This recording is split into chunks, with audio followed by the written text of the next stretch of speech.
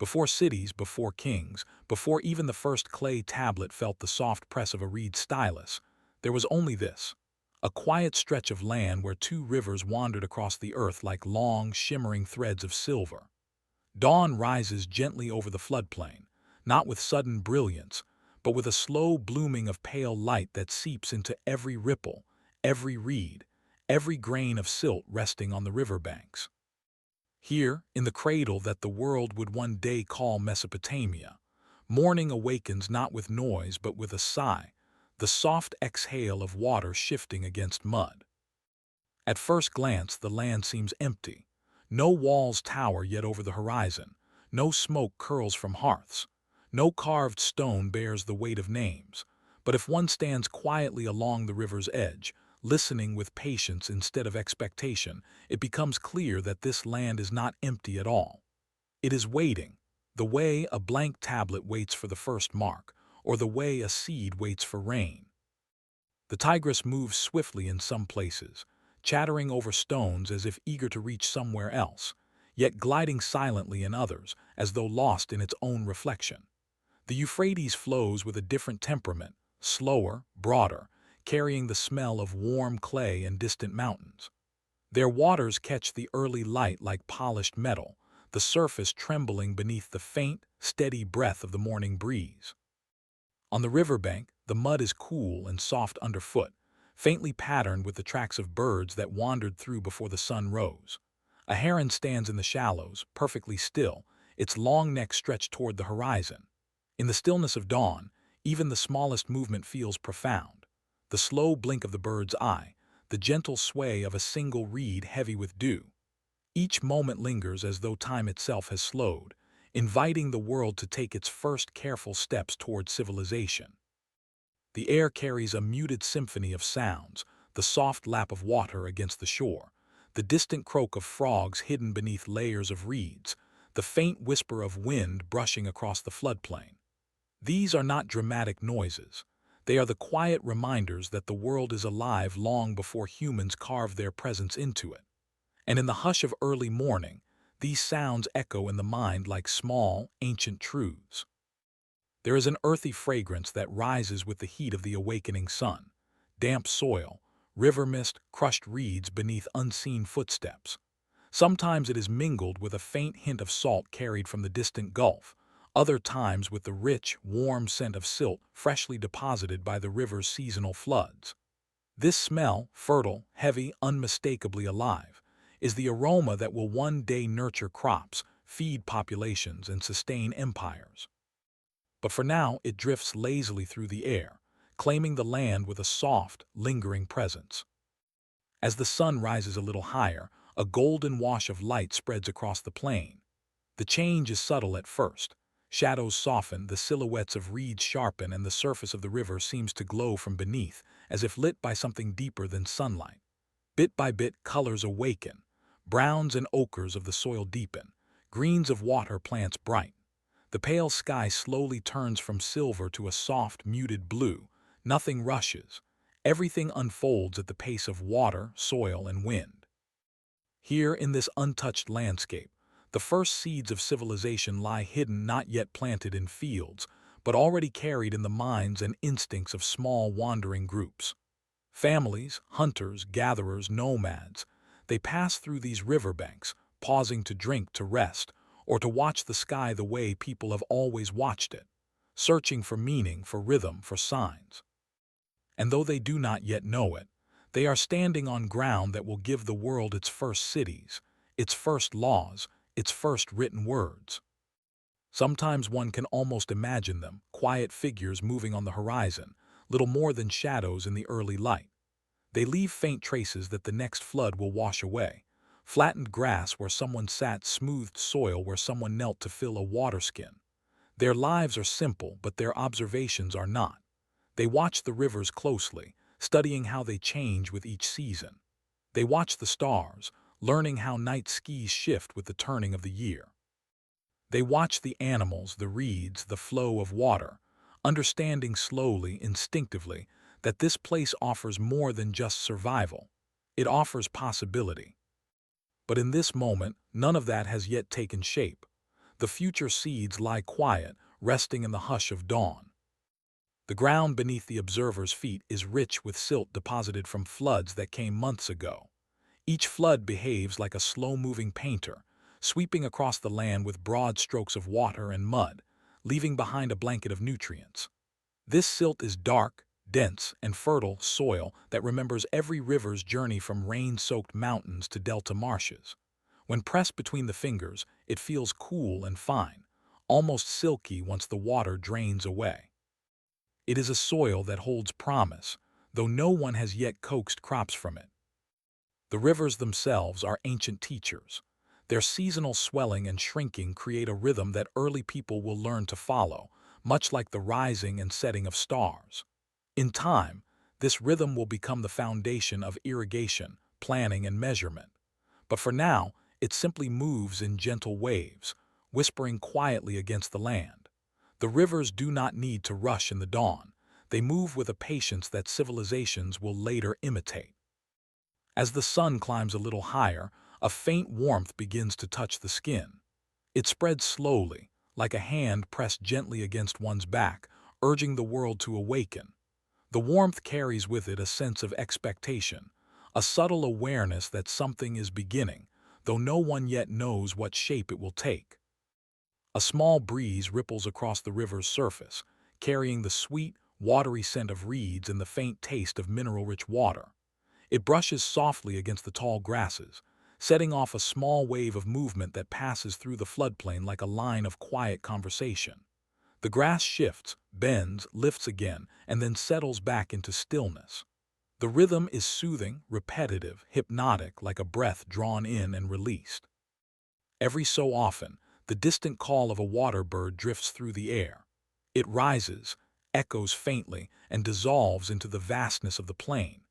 There is something ancient about this sound, something that feels as though it predates even the rivers themselves. It is a reminder that nature has lived here long before humans and will continue long after them, though humans will leave marks that water, wind, and time will hold for millennia. In the soft light of dawn, reflections deepen. There is space enough here in this quiet cradle of rivers and soil for thoughts to stretch and breathe. One can imagine standing at the edge of the water, watching it flow and wondering, not about empires or laws, but about simpler questions. Where does the water begin? Where does it end? What lies beyond its shimmering surface? What stories does it carry? Early humans must have felt this same curiosity. Though they could not yet read the world in written marks, they read it in ripples, in changing winds, in the shifting color of the sky. This curiosity will one day give birth to writing, to astronomy, to mathematics. But for now, it is simply a quiet hum of awareness that pulses beneath the morning calm. The rivers continue their slow journey, winding through the plain like two drifting threads. As the day brightens, the world begins to reveal itself more clearly. Small insects hum near the water's edge. Fish dart beneath the surface, their movements flickering like quick flashes of silver. The muddy banks glisten with reflected light, creating shifting patterns that seem almost alive. Nothing here is rushed. Nothing is forced. The land grows warm slowly, the rivers move steadily, the sky brightens gradually. This is a place shaped by patience, a patience that will become the foundation of sowing, building, recording, and governing. But for now, patience is simply part of the landscape itself. In this lingering dawn, the birth of a civilization feels both inevitable and impossibly distant. The world is quiet but not silent, still but not static, waiting but not empty. Everything that Mesopotamia will one day become, the law codes, the temples, the stories carved into stone, begins here, in this fragile early light. And so the first chapter ends where it began, with the rivers, moving, breathing, whispering, setting the rhythm for everything that will follow. Morning unfolds slowly across the floodplain, revealing a land that is beginning to attract wandering families who have learned, through many seasons of searching, that life gathers where water lingers. The first settlers do not arrive in great numbers, nor do they come with fanfare. They drift into the region much like seeds carried by a gentle breeze, softly, quietly, one small group at a time. Their arrival is not marked by the construction of walls or the raising of temples. Instead, it begins with something far more subtle, a pause, a moment where they stop walking, kneel beside the river, and simply listen. The Tigris and Euphrates do not speak in words, but their messages are clear enough for those who have traveled long distances, following the trails of game, the paths of migrating birds, and the murmurs of fertile lands whispered among different clans. A man crouches near the water's edge, dipping his fingers into the cool current. He lifts them slowly, watching droplets fall back into the river one by one. The water is fresh here, lively, cold, filled with the faint taste of distant mountains. As he touches it to his lips, he feels the earth's memory carried within. The minerals of rocky slopes, the soft meltwater of distant snows, the scent of trees he has never seen. The river tells him that this land is old, generous, and full of potential. Around him, his small group settles with similar quiet purpose. Women ease heavy woven baskets from their backs, shaking out the tension from long journeys. Children wander toward the reeds, running their hands along the tall, green stalks, fascinated by the rustling sound they make when disturbed. The wind carries the soft scent of water and mud mixed with the faint sweetness of wildflowers growing farther inland. Even the smell feels nurturing, as though the land is offering something before being asked. The settlers are cautious at first. Though the ground is rich and dark beneath their feet, they know well that riverlands can deceive. Floods may come without warning, sweeping away camps and erasing entire seasons of labor. So, before choosing this place as a home, they watch, they wait, they learn.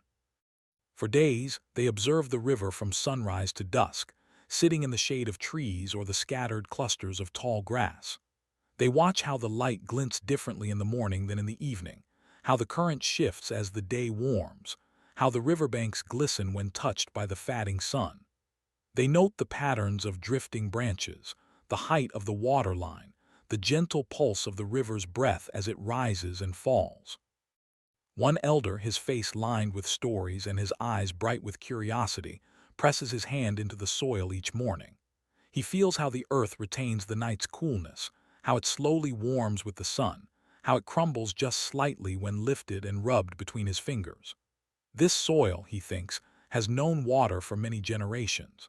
It carries the weight of floods and the promise of crops. It is soil that remembers the seasons and will teach them to remember as well. Nights on the floodplain are quiet but not silent. As the sun dips below the horizon, the river shifts from warm gold to deep blue, its surface reflecting the first stars that appear one by one. The settlers sit near small fires, the smoke drifting lazily upward, carrying the scent of burning reeds. They say little. Words feel unnecessary here. Instead, they listen to the crackle of firewood, the distant croak of frogs, and the soft whisper of wind moving through the darkness like an old friend. The stars overhead are bright, scattered across the sky in familiar patterns. These early people know them not as constellations with names and myths, but as markers, lights that help track the turning of the year. They notice how the stars shift position across seasons, how some rise earlier than others, how their visibility changes with each cycle of moon and river. Though they do not yet carve these observations into clay, they carry them in memory, passing them softly from one generation to another like seeds carried in small cloth bags. Days stretch gently into weeks. The settlers become students of the land.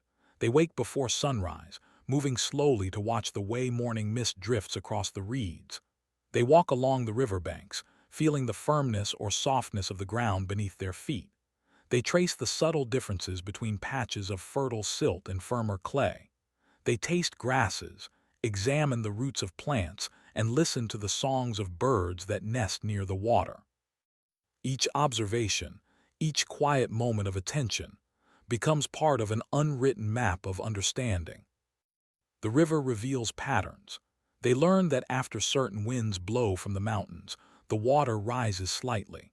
After long warm days, the river slows. After heavy rains far upstream, they can expect strong currents within a few days. Slowly, this knowledge builds a sense of rhythm, a sense that this land moves according to a cycle that can be anticipated, respected, and perhaps one day mastered. One afternoon, the sky darkens with the approach of heavy clouds. The air thickens, carrying the smell of distant rain. The settlers stand beneath a grove of trees, feeling the first drops fall cool and heavy on their skin. After a while, the rain intensifies, falling in sheets that blur the edges of the landscape. The river swells with new life, rising slightly along the banks. The settlers watch with solemn fascination as the world shifts. This, they realize, is the river's other face, powerful, unpredictable, capable of shaping lives without warning. But even this does not frighten them away. It teaches them. The rain passes. The floodplain glistens under the returning sun. Pools of water gather in slight depressions, reflecting the sky like small mirrors. Birds emerge from shelter, shaking droplets from their wings. The air smells richer than before, earthy, metallic, alive. The settlers walk slowly through the damp grass, nodding where the river has shifted and where the soil feels heavier with moisture. They understand, now more deeply than ever, that this land will demand respect and patience. In the weeks that follow, something begins to change. The settlers stop thinking of this place as a temporary resting spot. They begin to move with the land rather than through it. Their footsteps leave patterns in the soil, paths that they return to each day. Their fires burn in the same patches of earth night after night, leaving faint circles of ash. They build small shelters from reeds and branches, testing how the materials withstand wind and rain. For the first time, they plant seeds, not in organized rows. That knowledge will come later, but with hope. They press grains into the soft earth, covering them gently with silt. Each seed is a quiet question asked to the river, to the soil, to the seasons themselves. The settlers know that the answer will not come quickly. The land teaches patience, and they have learned to listen. Children begin to memorize the shapes of the riverbanks, the curves of shallow inlets, the locations of trees that offer the best shade. They play near the water, splashing quietly, their laughter drifting across the reeds like birdsong. These small moments, soft, simple, ordinary, are the beginnings of belonging. Over time, the settlers notice that the seasons here speak in a language of water and light. The river's rise and fall becomes a kind of heartbeat, steady and predictable in its unpredictability.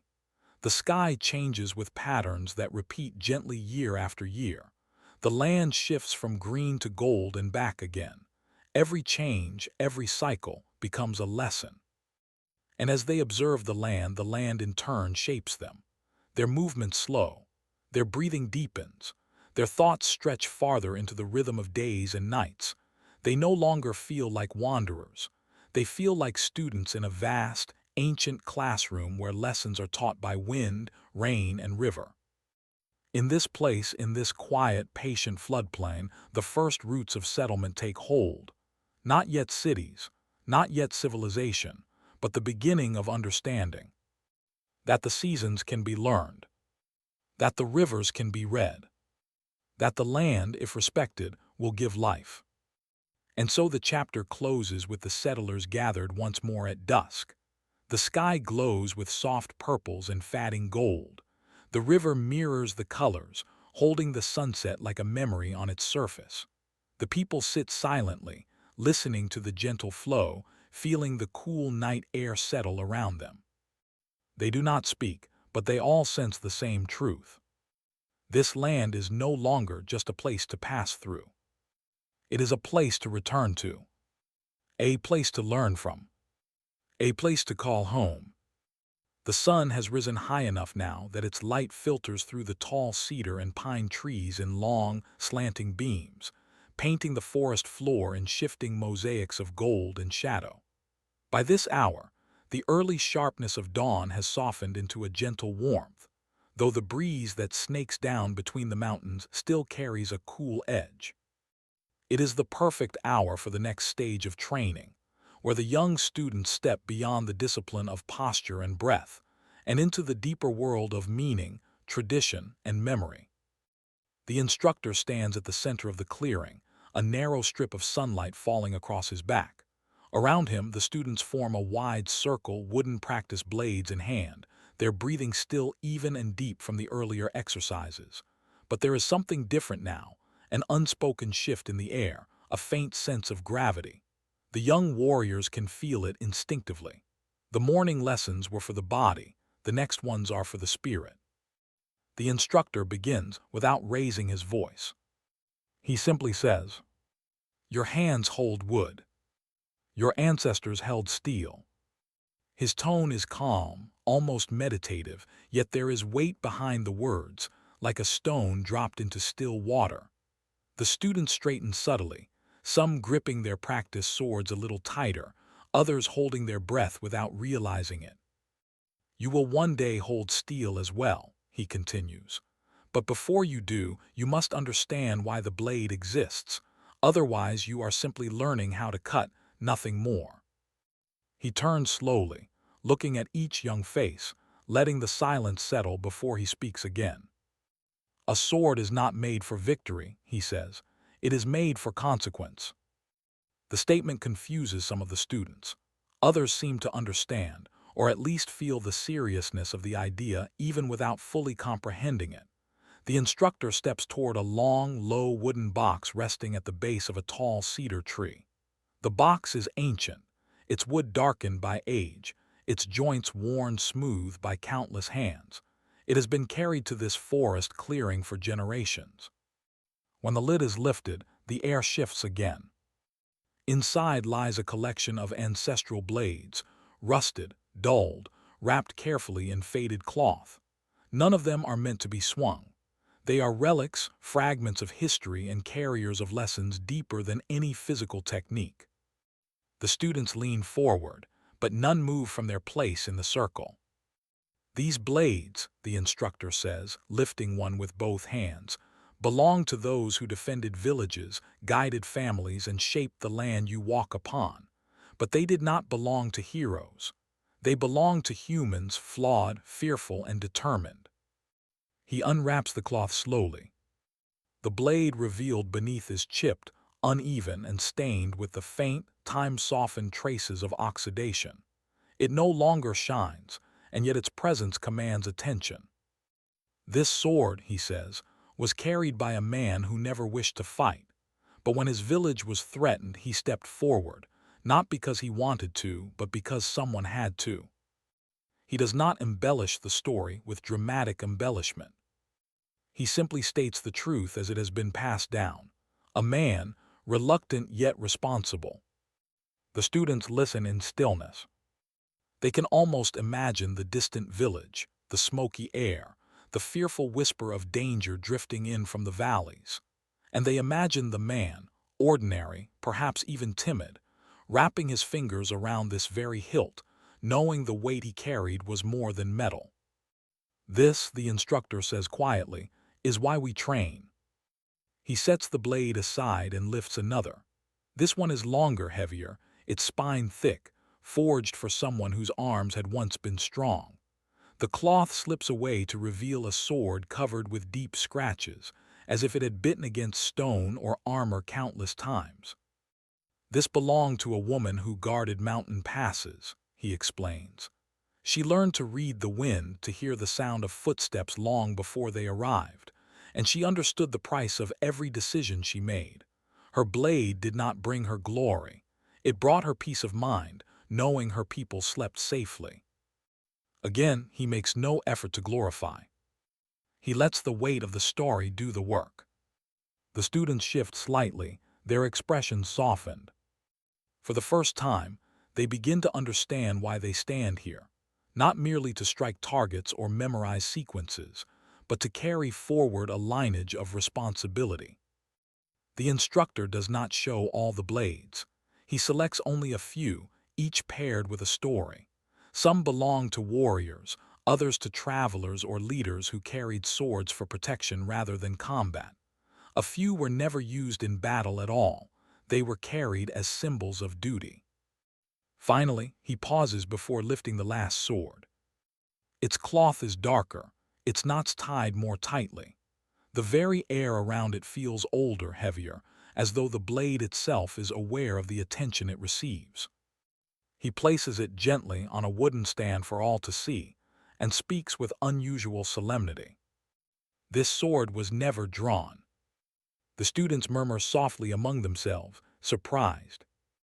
It belonged to a man who mastered every technique, the instructor continues, but lived his entire life without taking a life. He walked away from duels, surrendered pride when challenged, and endured insults that would provoke most men to violence. A long, slow breath leaves the instructor's chest. He understood something profound. That restraint is also a form of strength. The students absorb this in silence, each grappling quietly with the lesson. The idea unsettles some, inspires others, yet all feel the depth of it, like a river running beneath their feet. The instructor sets the final relic aside and steps forward again, standing tall in the center of the clearing. His voice softens, carrying only enough volume for them to hear without strain. You train your bodies, he says. You train your breath. Soon you will train your blades, but the mind is where the true path begins. Without it, you are nothing more than a sharp tool. He raises one hand, fingers slightly curved.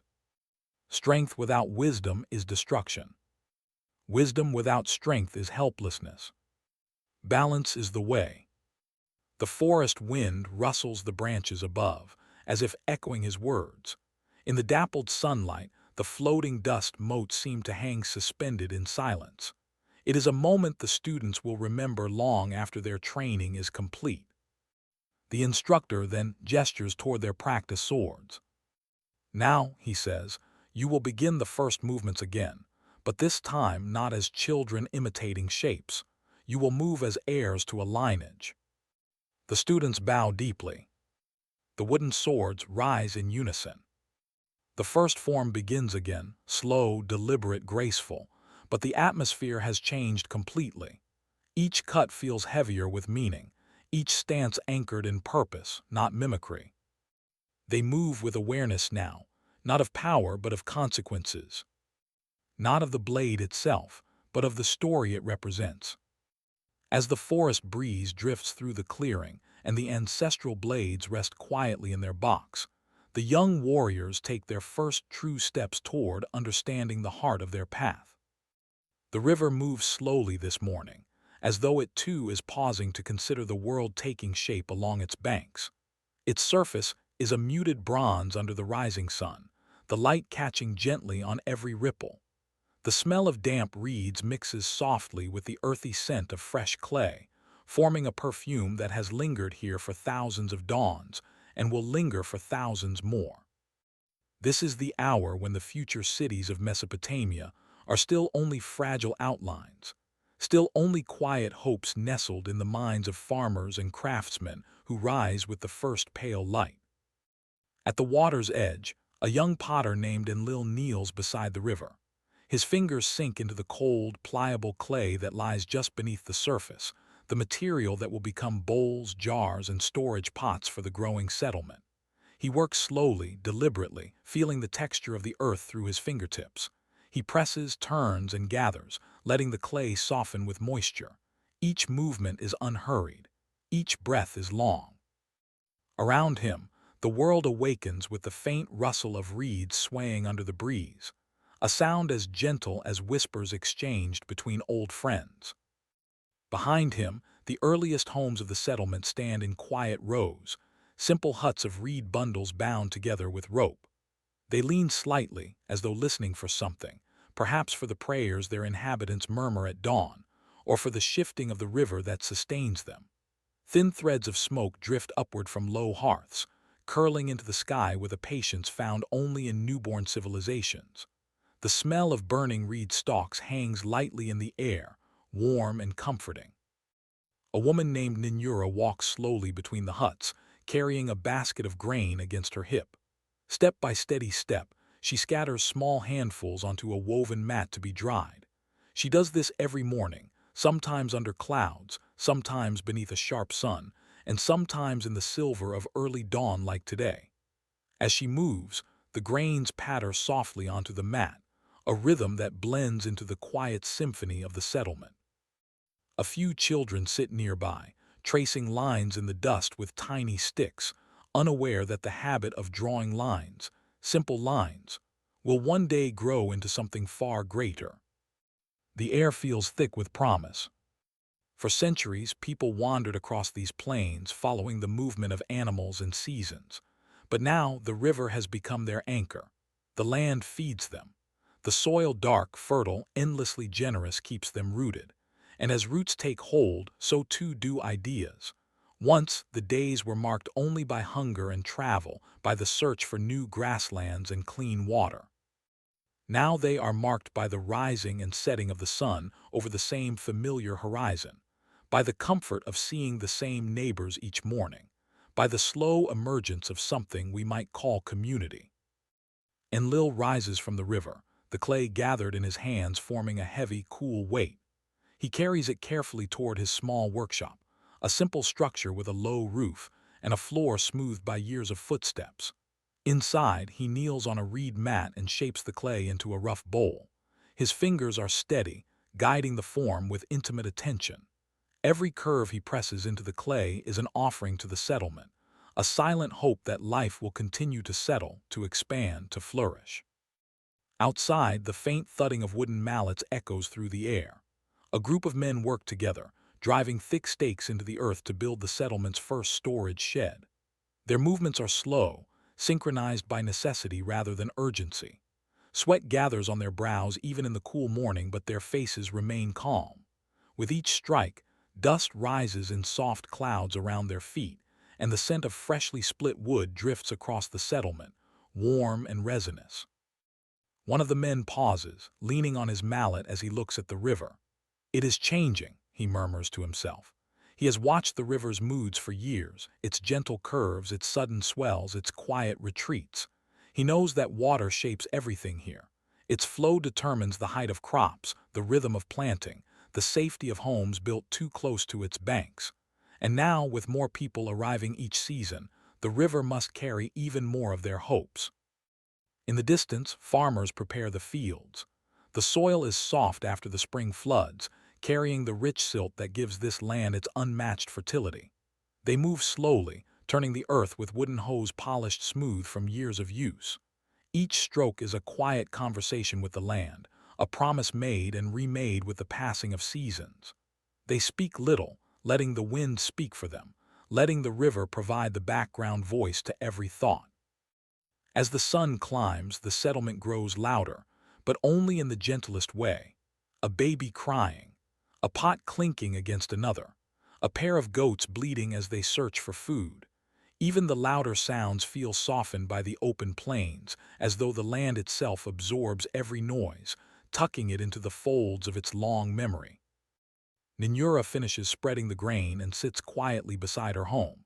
She watches the sky as thin clouds drift slowly from the west. She closes her eyes, feeling the breeze on her face. There is a stillness in her chest, a strange feeling of being part of something larger, something that is beginning to take shape but has not yet fully revealed itself. She thinks of her ancestors who wandered endlessly, never staying long enough to build walls, to store food, to make more than what could be carried. And now there are roofs. Now there are tools. Now there are neighbors whose names she knows, whose footsteps she recognizes, whose voices blend into the daily hum of life. The settlement is more than a cluster of huts. It is becoming a city, not suddenly, not all at once, but through countless small actions like the one she performed this morning. Actions repeated day after day, season after season.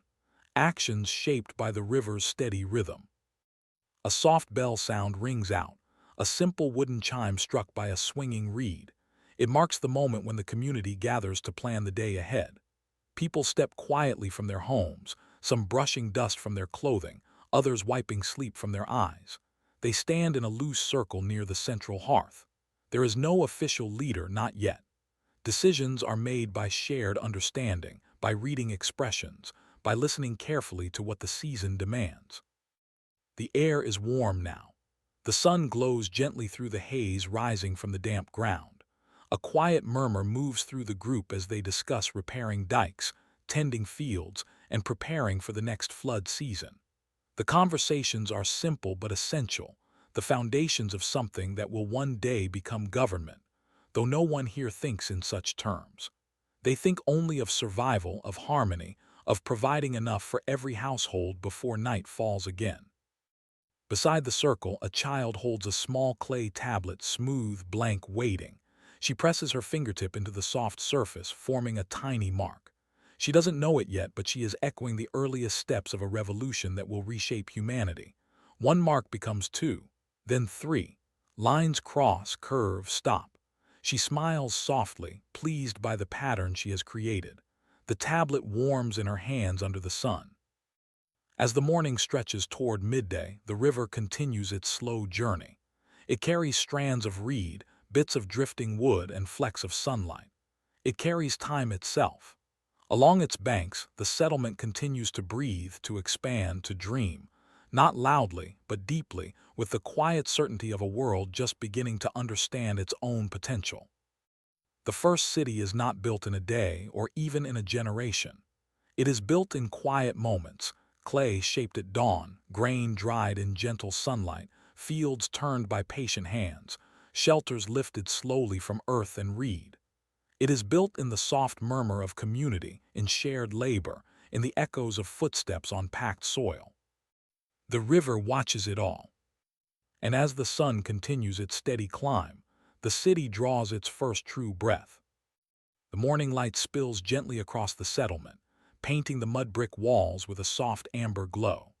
It is the time when the river seems calmest, its surface reflecting the sky in long, muted bands of gold and blue, interrupted only by the gentle ripple of a fish breaking the surface or a bird skimming low across the water.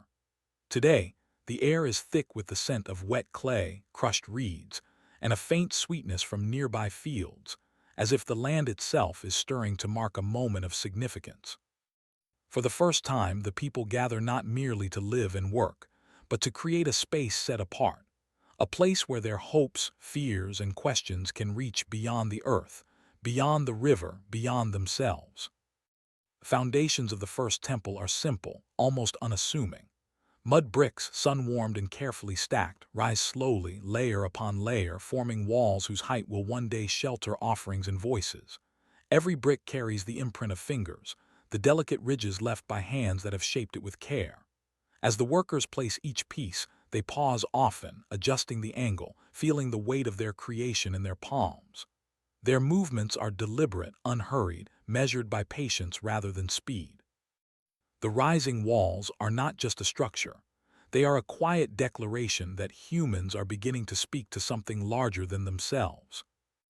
At the center of this emerging sanctuary, a young priest in training kneels, smoothing the surface of a small clay altar.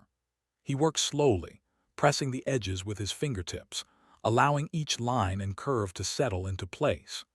The air around him carries the faint aroma of damp clay mixed with the smoke of burning reeds, a scent that will come to define sacred space in this new city. The priest pauses frequently, breathing in the scents and listening to the faint hum of the river, the distant chatter of workers, the whisper of wind moving through the tall reeds. In these quiet moments, he contemplates not just the altar, but the invisible presence he hopes it will honor, a presence he feels as much in the rhythm of his heartbeat as in the murmur of the river. The people gather slowly around the temple. There is no hurry in their steps. They arrive in small groups, carrying simple offerings, bowls of grain, small clay figurines, bundles of fragrant herbs. Each item is placed with a reverence that seems to extend beyond the physical object itself. The act of offering is as important as what is offered. Hands brush gently against the smooth clay of the altar, tracing shapes that have no formal name yet, gestures that will one day evolve into ritual. The repeated movements, the placing, the lifting, the bowing, carry a rhythm that mirrors the river's pulse, a rhythm that settles the body and mind into the quiet of shared purpose. Children sit nearby, watching the adults, learning through observation. One small girl holds a smooth pebble in her hand, turning it slowly between her fingers as if it were already sacred. She presses it lightly to the soil, then lifts it again, repeating the gesture, absorbing the sense that some acts, though small, carry weight. She looks to the priest and the rising walls, feeling the hush of attention around her, feeling the river's reflection in the temple's foundation, and sensing, even if she cannot yet name it, the stirring of devotion. The priest raises his hand slowly, allowing his gaze to drift upward along the sun-warmed walls. He speaks softly, barely above a whisper, and yet the sound seems to travel effortlessly across the courtyard. "We honor the river," he says. "We honor the sky. We honor the earth that bears us and the hands that build." His words are not meant for immediate response. They are a meditation, a soft ripple that spreads through the gathering, settling like dew upon each listener's awareness. The repetition of such words, day after day, season after season, will later become prayer, song, and story. But for now, they are gentle acknowledgments of the invisible threads connecting humans to all that surrounds them. The smell of wet clay intensifies as the workers continue to add more bricks. Their hands are coated in fine dust, which rises in faint clouds with each careful movement. The sun warms the walls gradually, and the air shimmers slightly as it interacts with the heat. In these moments, time feels elongated, each second stretching outward, inviting contemplation. Even as small birds flit overhead, or frogs croak faintly from the river's edge, the people are attuned to the sacred space of their work, to the quiet meditation inherent in creation. By mid-morning, the first temple stands as a modest structure, simple in design yet profound in meaning. Its walls rise just above the height of a standing man, enclosing a small courtyard. The floor is earth, smoothed by hands that have walked its surface repeatedly. Each step across this floor is a step toward understanding, a deliberate act connecting human life with cycles of nature and the unseen. The temple does not yet boast elaborate carvings, but its simplicity embodies intention, patience, and the soft insistence of devotion. The river, flowing nearby, seems to respond to this new presence. Its currents move with a softer, slower rhythm. Water droplets glint in the sunlight as they fall from overhanging reeds. A heron glides low over the surface, its wings barely disturbing the mirrored image below.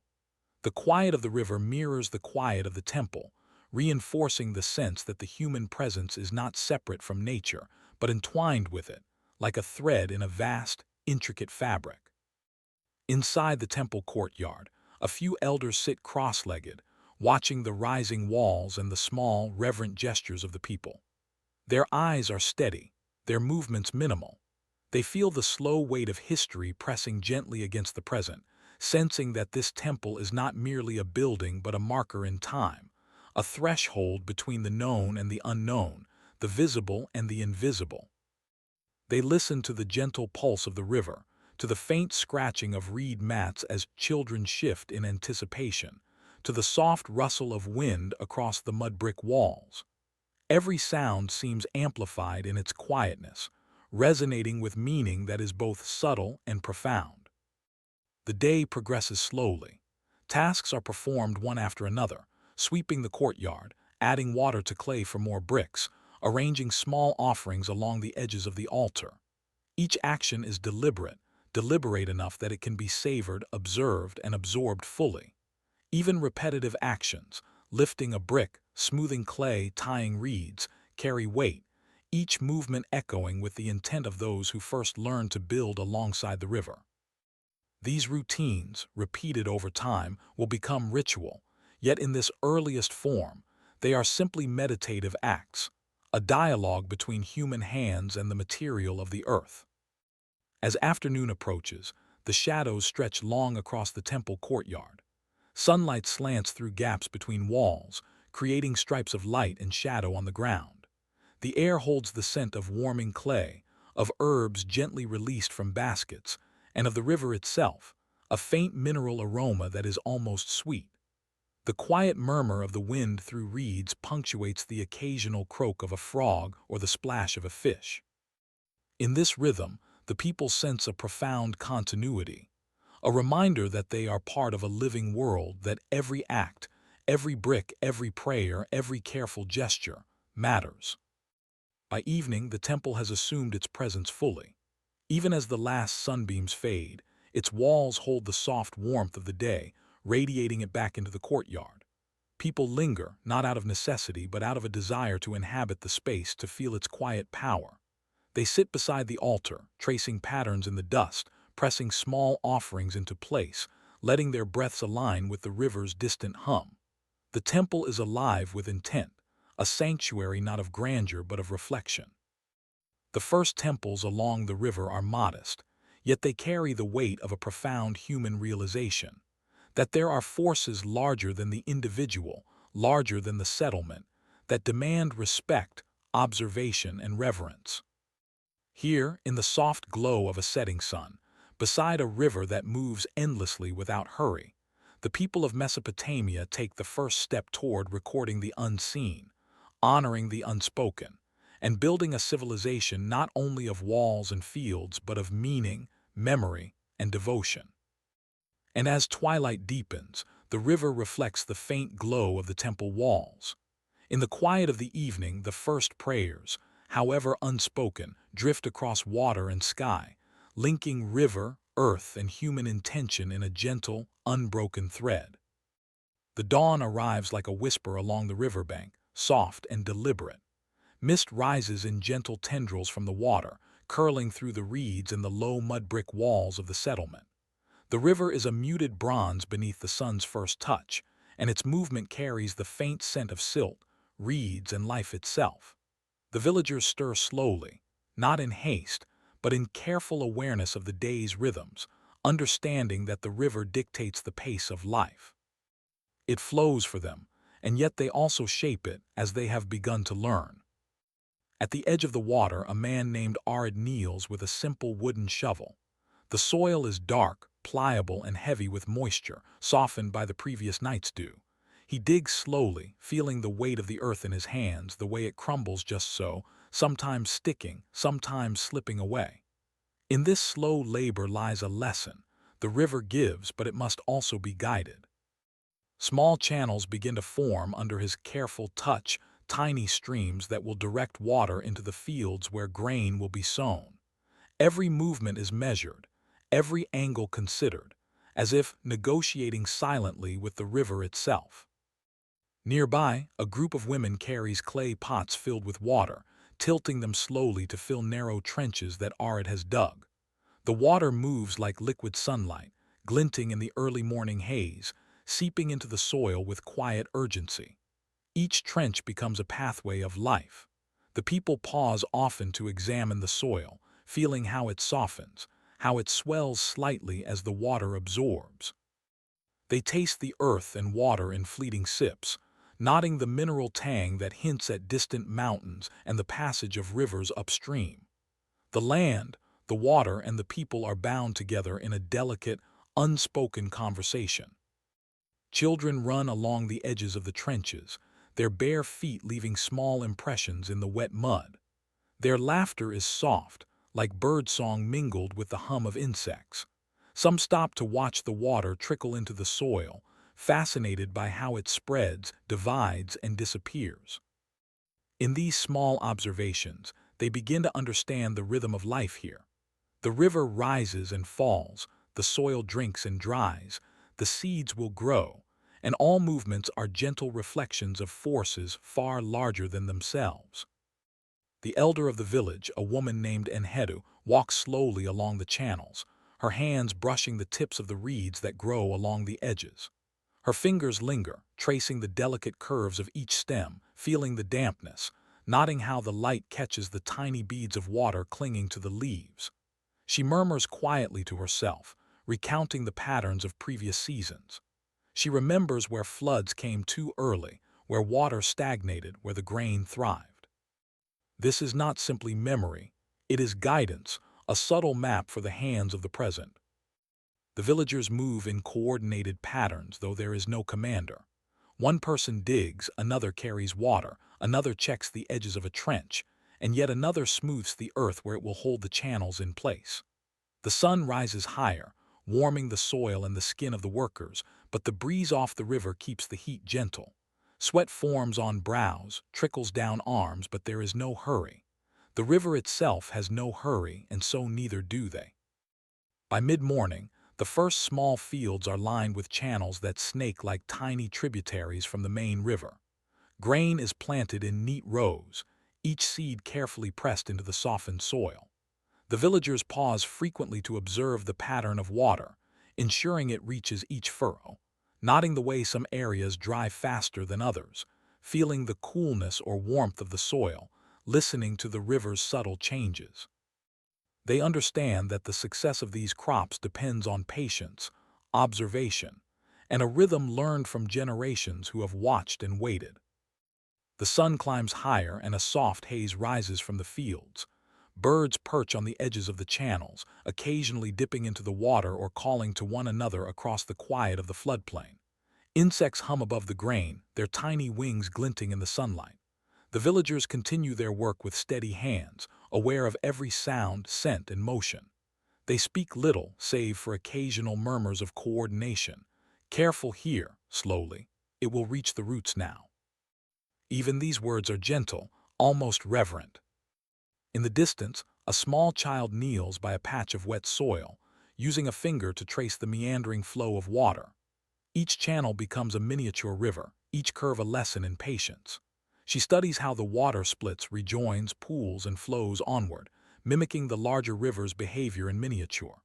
Her tiny observations echo the lessons that elders have been teaching for decades, unspoken and persistent. Life flows, water shapes, and the attentive hand can guide without force. By afternoon, the first irrigation system is functional, small yet effective. Water moves from the main river through a network of channels, feeding the fields and ensuring that grain, reeds, and vegetables will grow even in the absence of rainfall. The villagers step back, resting briefly, feeling the warmth of the sun, the coolness of the soil beneath their feet, the gentle tug of the river flowing past. Their hearts align with its rhythm. The elder Enhedu gathers the workers and children around one of the main channels. She dips her hands into the moving water and lifts them slowly, letting the droplets fall back into the trench. She speaks softly, her words carrying more weight than action. The river gives, she says, but it must be guided. It teaches patience, respect, and understanding. We do not command it, we learn from it. As the sun begins its descent, the river reflects the sky in long, fluid streaks of pink and gold. The villagers walk slowly along the trenches they have constructed, checking the flow, feeling the damp earth, breathing in the faint metallic tang of water, listening to the gentle rush. Evening birds call across the fields, and the first stars begin to twinkle overhead. The channels now hum softly, carrying water like veins carrying life itself. The work of the day is done, but the rhythm will continue. The river will rise and fall, the soil will absorb and release, the grain will grow, and the people will continue their careful observation and labor. This first irrigation system is not simply a means to grow food. It is the embodiment of their relationship with the land and the river. It is the first lesson in balance, in timing, in listening as much as acting. The villagers sit beside the channels as twilight descends, feeling the cool air, hearing the whisper of the river and the rustle of reeds.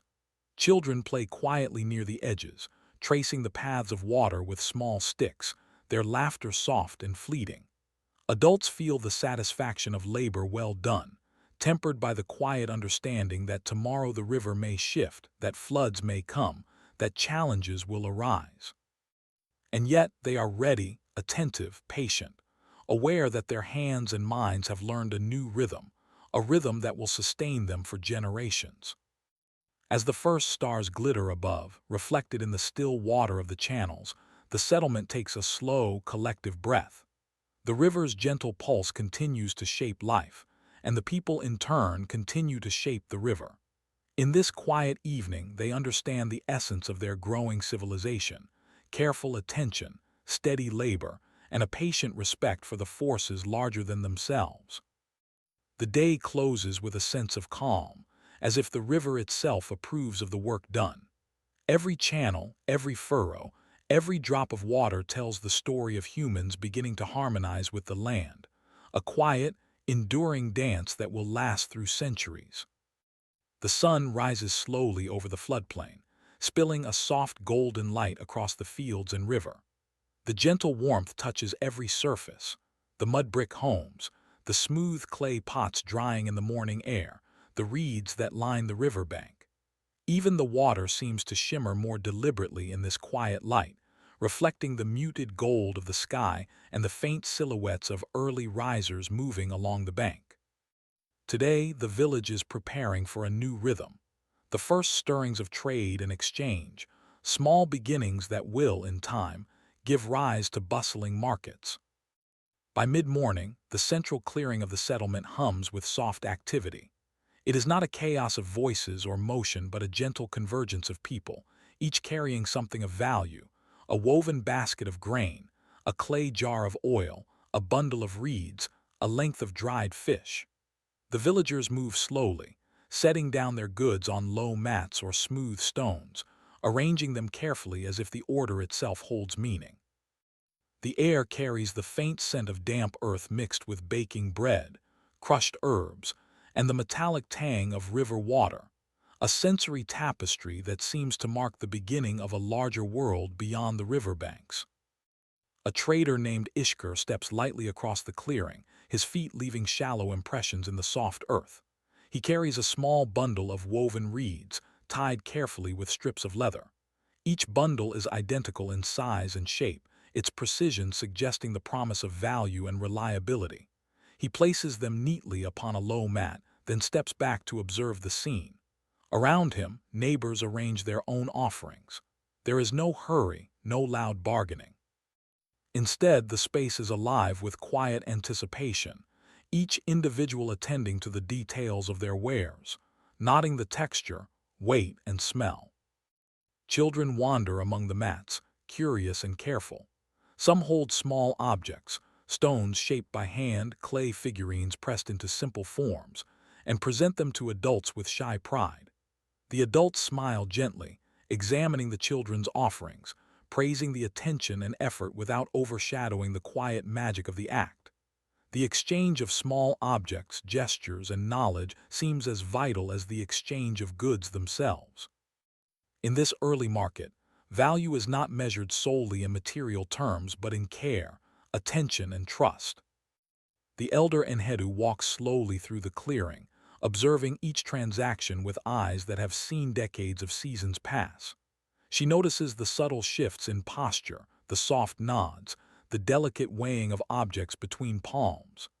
Every action is a lesson, not only for the young but for herself, a continuous learning of human behavior, of the rhythms of cooperation, negotiation, and reciprocity. She pauses by a mat where two women exchange grain for a clay vessel, inhaling the faint scent of freshly crushed herbs mixed with the warmth of the midday sun. She sees the quiet satisfaction on their faces, a recognition that survival and community are intertwined, and that trade is not merely an act of necessity but a reflection of human connection. Along the riverbank, a fisherman untangles nets while offering some of his catch to neighbors in exchange for woven mats and dried fruit. The nets, coarse yet supple, glisten with dew from the morning, and the fish they contain are small but rich with the faint taste of the river. As he works, the fisherman hums a low tune, a gentle rhythm that seems to move the river itself. Children watch him intently, mimicking the careful movements of his hands with sticks in the soil, learning the patterns of work and exchange through quiet observation. The air is punctuated by soft, repetitive sounds: the rustle of mats, the gentle tap of clay jars against stones, the subtle movement of baskets. Even the voices that rise briefly are soft, measured, deliberate, echoing with the calm rhythm of the floodplain. There is a hypnotic quality to this slow choreography, a sense that every movement, however small, is part of a larger story being written in the soil and air. A woman named Ninsun sits at the edge of the clearing, smoothing the surface of a newly woven basket. She breathes in the faint aroma of wet reeds, feeling the texture of each strand between her fingers. She knows that the basket she offers today will carry grain, water, or perhaps something more precious in the future. Each object exchanged carries with it a responsibility, a promise, a potential that extends beyond the moment. She closes her eyes briefly, listening to the river's subtle murmur and the soft shuffle of feet on earth, and feels a deep satisfaction in the continuity of human effort. By afternoon, the first barter system begins to reveal its quiet structure. Grain is measured against clay jars, reeds are weighed against woven mats, small fish are traded for dried fruit or pressed oil. No money exists yet, no coins or tablets, only tangible goods and trust. Each transaction is a meditation in movement and observation, a slow lesson in balance. The participants learn to estimate value, to consider effort and scarcity, to recognize quality, all through repeated action, patient attention, and shared understanding. The sun climbs higher and begins its slow descent, casting long shadows across the clearing. The river reflects the warm light, rippling gently over pebbles and reeds. The villagers pause in their work to drink from the flowing water, to rest in its cool embrace, and to allow their minds to settle with the rhythm of exchange. Even in stillness, the market continues its quiet function, the alignment of needs, the offering of surplus, the creation of shared community. In one corner of the clearing, a small child traces patterns in the dust with a stick, mimicking the arrangement of goods on mats. She copies the curves of baskets, the shapes of jars, the linear order of rows, unaware that she is rehearsing the first principles of writing, accounting, and record-keeping. In her slow, deliberate repetition, she reflects the subtle, almost imperceptible steps that human society takes toward complexity. By evening, the sun drapes the settlement in a warm, muted glow. Shadows lengthen across the river, the fields, and the clearing. The traders and villagers gather their remaining goods, their movements unhurried, deliberate, respectful of the passing day. There is a soft exhale in the air, a collective pause that echoes the rhythm of the river, the cycle of work and rest. The first market of Mesopotamia is not grand. It is quiet, understated, deliberate. But it is transformative. Through slow, attentive exchange, the people begin to understand value, reciprocity, and trust. They begin to recognize the patterns of supply and demand, the importance of quality and care, and the subtle rhythm that binds one human to another. And in the gentle hum of trade, in the scent of clay, grain, and reeds, in the reflection of the river and the sun, they sense the emergence of civilization itself. As twilight descends, the clearing empties slowly. People return to their homes along the riverbank, carrying stories, goods, and quiet satisfaction with them. Children trace their way home through the soft dust, their footsteps echoing faintly, learning by observation and repetition the rhythm that will guide life for generations. And the river, always patient, continues its endless flow, carrying the reflections of the day's exchanges like soft ripples across time, teaching in its own quiet way the lessons of flow, balance, and continuity. The first markets are humble, but their legacy will echo in centuries to come. Every careful movement, every observed pattern, every soft negotiation builds the foundation of a civilization rooted not in haste, but in patience, rhythm, and gentle attention to the world around it. The morning is calm, almost hesitant, as if the sun itself is holding its breath before touching the clay-streaked earth of the settlement. Along the riverbank, the water flows with deliberate patience, carrying a faint smell of damp soil, silt, and reeds that have floated down from distant marshes. Birds call softly from the trees, a quiet chorus to accompany the first stirrings of human hands preparing for a new kind of labor, one that will reach beyond planting, trading, or building. Today, the riverbank is alive with an almost imperceptible anticipation, the invention of writing.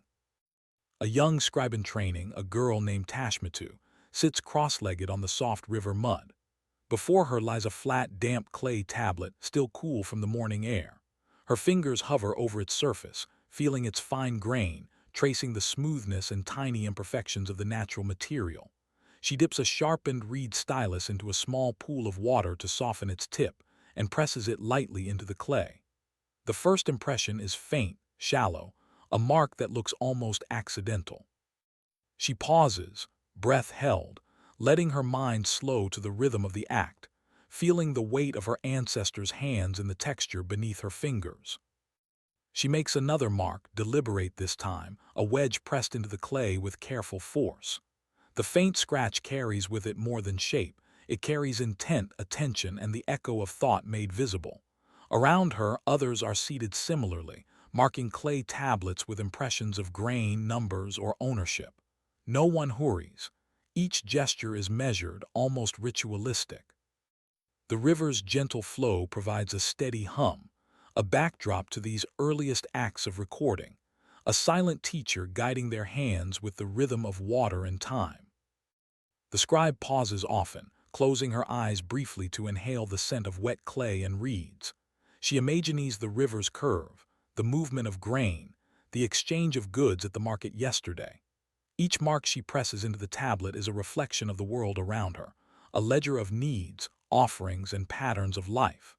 These marks are not yet words, not yet stories, but they are the first conscious effort to capture something transient, to hold the flow of life within a permanent shape. Nearby, an elder instructs a small group of apprentices. His hands move slowly, demonstrating how to press the reed into the clay with just enough pressure, how to align impressions in neat rows. He speaks softly, almost in rhythm with the river. Each mark is a thought, he says. Each wedge a memory, place it with care. Do not rush, for the clay remembers everything you touch. His voice fades into the murmuring water, the gentle rustle of reeds, the distant clatter of baskets from the nearby market. The students echo his slow, attentive movements, their fingers learning patience, repetition, and precision. The air carries the faint smell of drying clay mingled with reeds crushed under bare feet. Children sit nearby, observing, occasionally dipping a tiny finger into damp clay to trace their own patterns. These playful imitations are vital, for the act of repetition, however small, ingrains the rhythm of mark-making into memory. In this quiet observation, the children learn the value of intention, the importance of slowing down, and the way small gestures can carry meaning far beyond their apparent simplicity. As the sun climbs higher, the first tablets begin to dry in the soft heat. The light warms the clay, making the impressions more permanent, their forms crisp against the smooth surface. The river glints with sunlight, reflecting patterns that seem to mimic the marks on the tablets. The scribes notice these reflections, feeling a quiet connection between the natural world and the shapes they imprint. It is as if the river itself inspires the first words, guiding human hands toward capturing the flow of life in tangible form.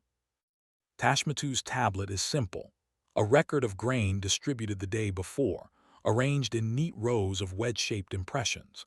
Yet she feels a profound sense of accomplishment, a recognition that this small act carries the possibility of permanence, of memory preserved.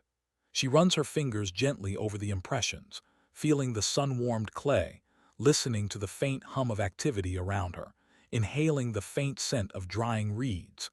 Every sense is attuned to the quiet miracle of capturing thought. The elder moves among the students, observing quietly, his eyes soft with satisfaction. He pauses by Tashmitu, brushing a stray strand of hair from her forehead. "Remember," he murmurs, "the marks are only the beginning. They will hold grain, numbers, stories, names, even the future. They will speak when we cannot."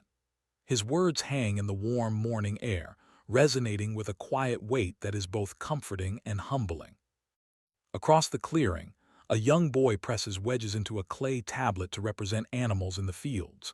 He repeats the shapes carefully, over and over, imagining the goats, sheep, and oxen grazing along the riverbank. Each impression is a small story, a gentle record of life unfolding around him. He lifts the tablet to the sunlight, seeing the shadows cast by each mark, and smiles softly at the way the sun transforms the clay into a landscape of memory. By midday, the air is filled with the quiet rhythm of mark-making, the soft scratch of reed against clay, the occasional murmur of instruction, the gentle laughter of children testing the medium for themselves. The river continues its patient flow, the reeds sway, and the sun climbs steadily, warming every surface and casting long, slow shadows across the clearing. Each moment is unhurried, deliberate, echoing the hypnotic rhythm of creation that has guided the people since the first settlement. The scribe in training leans back and surveys her tablet. Each wedge and line, simple as it may seem, carries the potential to change the future. This act of recording is a bridge between generations, between river, land, and human intention. The clay will dry, the marks will endure, and long after the individuals are gone, their thoughts, needs, and observations will remain. By late afternoon, a small collection of tablets rests in the sun, drying in neat stacks. The smell of warming clay mixes with reeds, river water, and the faint aroma of bread from nearby homes. The river's steady murmur provides a continuous background, a soft affirmation of the permanence that the scribes are beginning to create.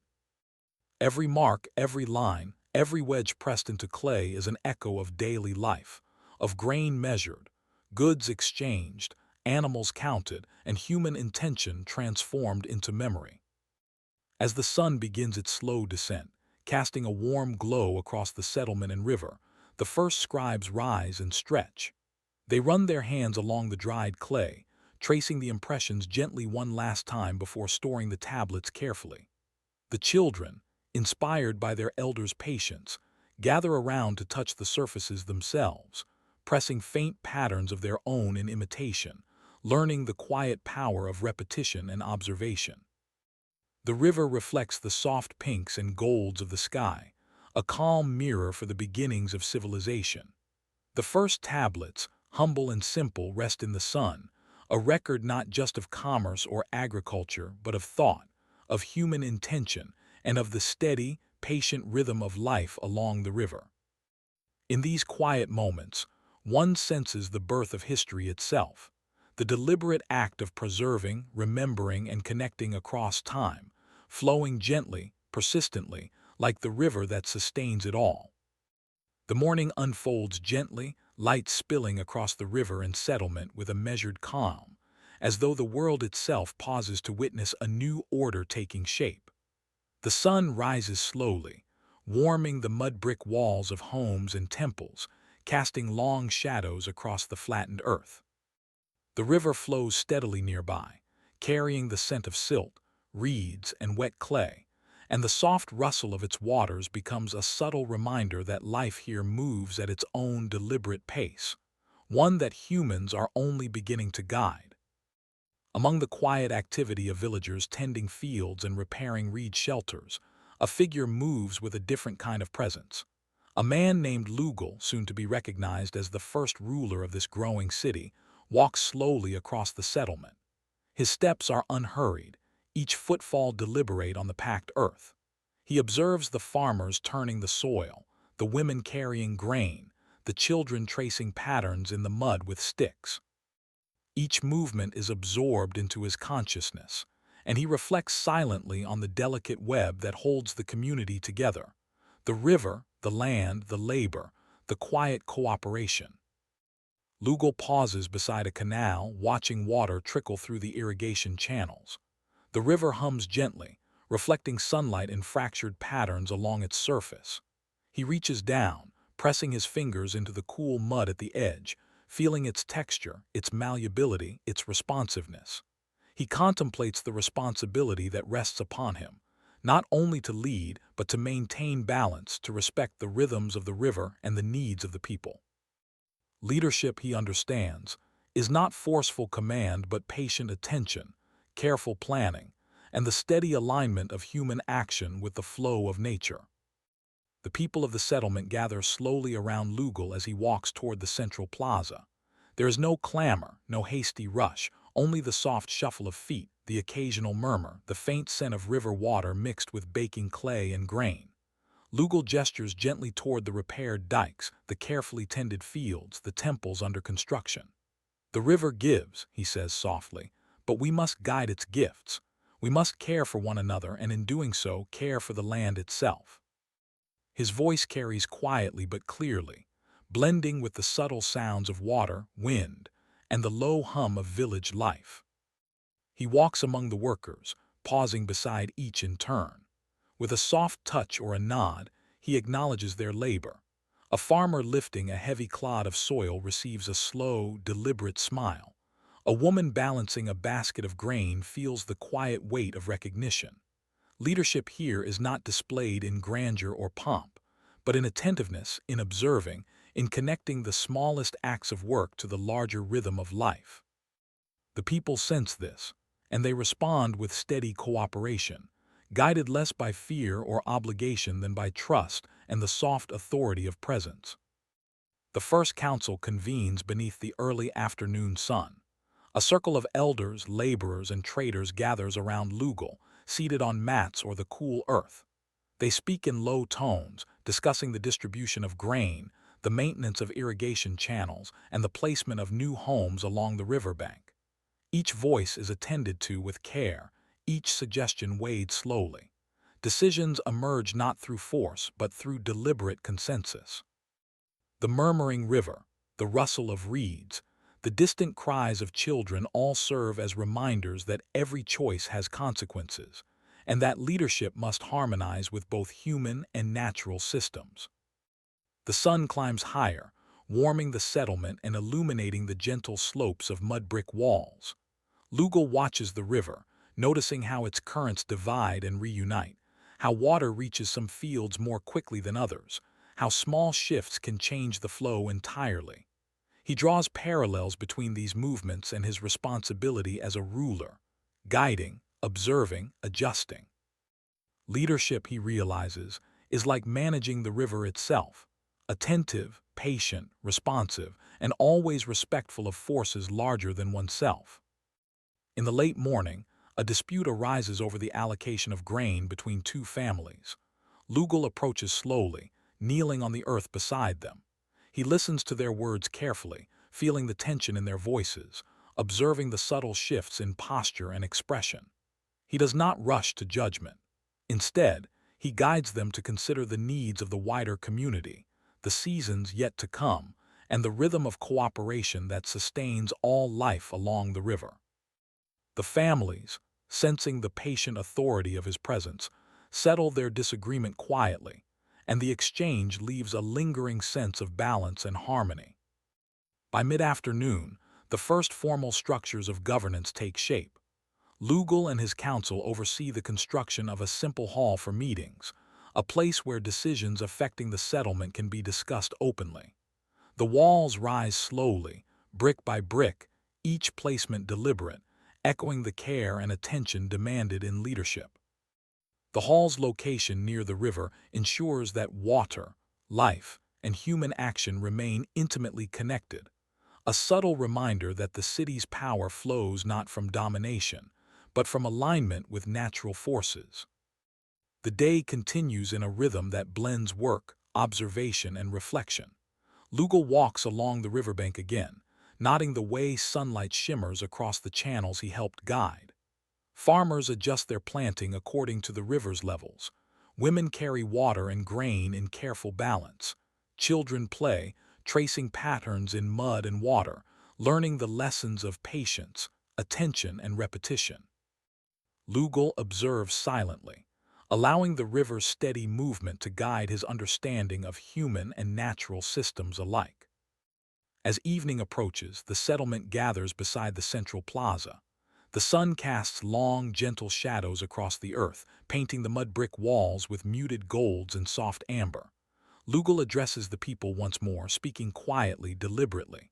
"We are many, and yet we are one. The river flows for us, and we flow with it. Our work, our care, our attention. These are the foundations of our city, of our future, of our connection to one another." His words drift through the air like soft ripples, echoing against the reeds and river, felt more than heard. The people return slowly to their homes, carrying grain, water, and the quiet satisfaction of work well done.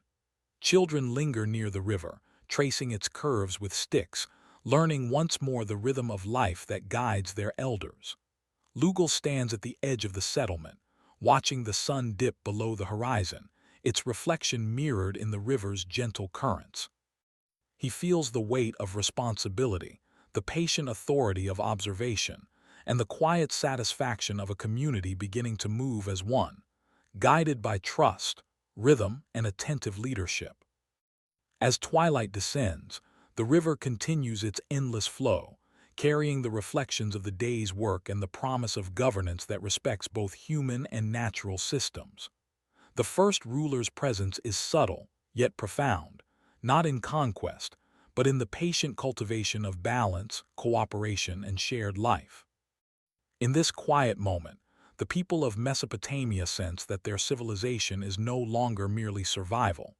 It is intentional, reflective, and guided by wisdom that flows as gently and persistently as the river itself.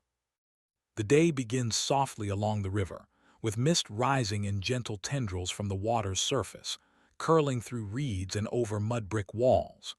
The river moves with its patient, unhurried rhythm, reflecting early sunlight in fractured gold and bronze patterns that shift and shimmer with every ripple. The settlement, now slowly transforming into a thriving city, awakens with measured grace. Children trace lines in the soft mud, adults smooth the surfaces of clay jars, and farmers observe the irrigation channels, noting the subtle play of water as it flows into the fields.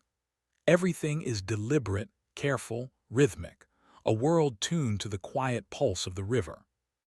Here, in this fertile cradle, Mesopotamia's first lessons are written not only in clay tablets or reeds, but in the repetition of daily life. The people have discovered that survival is not merely a matter of labor, but of alignment, with the river, with the soil, with one another. Grain is sown along carefully tended furrows, water guided into channels by hands that know its patterns, offerings placed in modest temples as prayers to unseen forces. Each act is small, yet significant, a testament to the slow accumulation of knowledge that will become civilization. The early scribes, who once pressed wedge-shaped marks into clay to record the movement of grain or animals, now gather with elders to refine their symbols. Their work is quiet, meditative, the tip of a reed stylus pressing into smooth clay, the gentle tapping of the sun-warmed tablet, the faint smell of drying earth mingled with river water and reeds. Every impression carries memory, every wedge preserves intention. In these humble marks, the people recognize permanence, continuity, and the possibility that future generations may know the rhythms of their lives, even long after they have gone. Markets continue to hum softly with gentle activity. Traders arrange baskets of grain, jars of oil, and bundles of reeds on low mats. Children imitate their elders, counting pebbles, arranging small objects, practicing gestures that will eventually translate into understanding of value, exchange, and trust.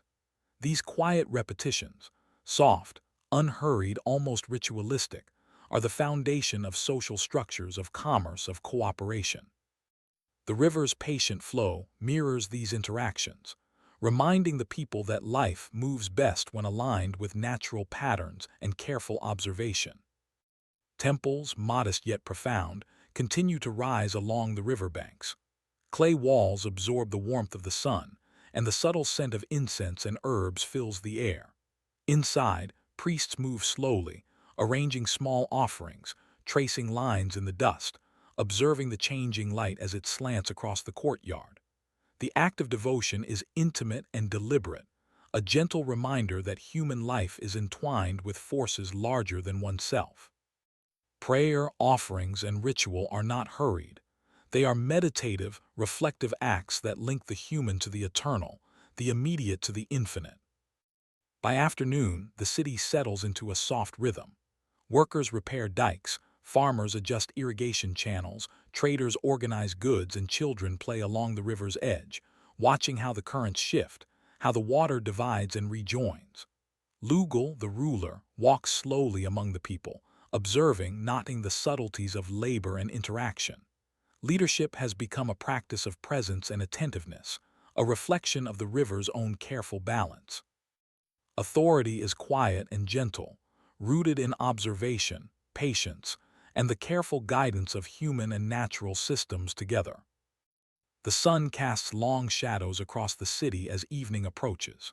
Its light glints off the river, illuminating the mud-brick walls and reeds, creating patterns of gold and amber that shift as the water moves. The air carries the scent of earth warmed by the day, of freshly baked bread, of herbs crushed underfoot. People pause to observe these subtle changes, breathing in the quiet beauty of their world. Even in the simplest acts, drinking water from the river, tracing patterns in clay, smoothing a basket of reeds, they recognize connection, continuity, and care. In the cool of evening, families gather beside the water. Children trace the river's curves with sticks, mimicking the channels that guide irrigation. Elders share soft stories of the past, recounting the creation of temples, the first marketplaces, and the first clay tablets. The repetition of these stories, the rhythm of memory, reinforces the patterns of civilization, embedding them in the minds and hearts of the young. The river's gentle murmur serves as a constant reminder. Life is a series of interconnected flows, each dependent on careful attention, patience, and quiet labor. The first scribes closed their tablets for the day, running their hands over the drying clay one last time. The impressions, simple as they are, carry the weight of permanence. Grain tallies, offerings, and exchanges preserved in mud are more than records. They are the whispers of a civilization finding its voice. Over time, these whispers will grow into songs, stories, and histories, but for now they are quiet meditations on life, order, and memory. As twilight deepens, the city rests in soft shadows. The river reflects the faint pinks and blues of the sky, broken only by the occasional ripple from a passing fish or the flutter of a bird's wing. The people, weary yet content, sense the continuity of their efforts. Each seed sown, each brick laid, each tablet impressed with marks contributes to a rhythm that binds them to the land, to the river, and to one another. Civilization in its first delicate form is not grand or loud. It is subtle, persistent, and patient. In these quiet moments, one understands the essence of Mesopotamia. The river's pulse, the steady accumulation of knowledge, the rhythm of labor and observation, the gentle emergence of governance, trade, and devotion. Each act, however small, is a thread in the larger fabric of life along the Tigris and Euphrates, a fabric woven with care, attention, and reverence. The people have learned that survival is inseparable from understanding, that prosperity depends upon patience, and that permanence can be achieved through deliberate, mindful action. The first lights of evening flicker in homes, reflected softly in the river's surface. Families share simple meals, their laughter low and unhurried, their conversations focused on daily events, shared labor, and small observations of the world around them. Children listen, learning rhythm and pattern, memory and care. Outside, the temples, fields, and marketplaces stand as silent witnesses to the passage of time, absorbing sunlight, wind, and rain, their walls carrying the quiet story of human endeavor for generations to come. Finally, night falls fully. Stars appear one by one above the river, mirrored in the gentle movement of water below.